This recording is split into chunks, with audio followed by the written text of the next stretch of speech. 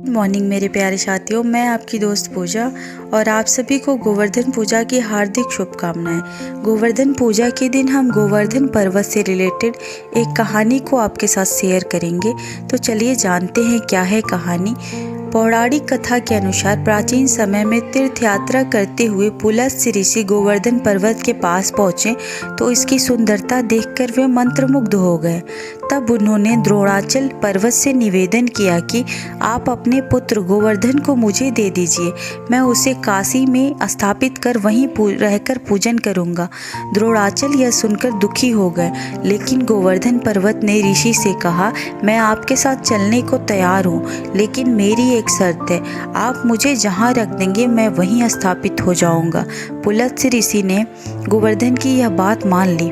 फिर गोवर्धन ने ऋषि से कहा कि मैं 2 योजन ऊंचा और 5 योजन चौड़ा हूँ, आप मुझे काशी कैसे ले जाएंगे?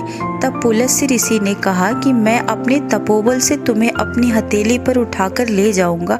तब गोवर्धन पर्वत ऋषि के साथ चलने के लिए सहमत हो गए। रास्ते में ब्रज आया, उसे देखकर गोवर्धन सोचने लगे, भगवान श्री कृष्ण राधा जी के साथ यहाँ आकर बाल्यकाल और किशोर काल की बहुत सी लीलाएं करेंगे।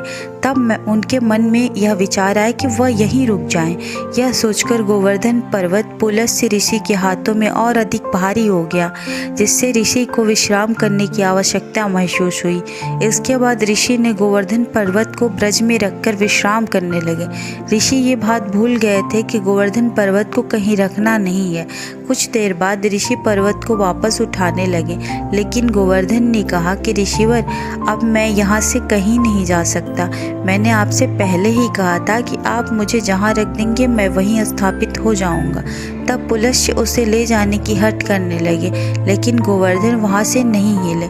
तब ऋषि ने क्रोधित होकर उसे श्राप दिया कि तुमने मेरे मनोरथ को पूर्ण नहीं होने दिया, अतः आपसे प्रतिदिन तिल तिल कर तुम्हारा क्षरण होता जाएगा।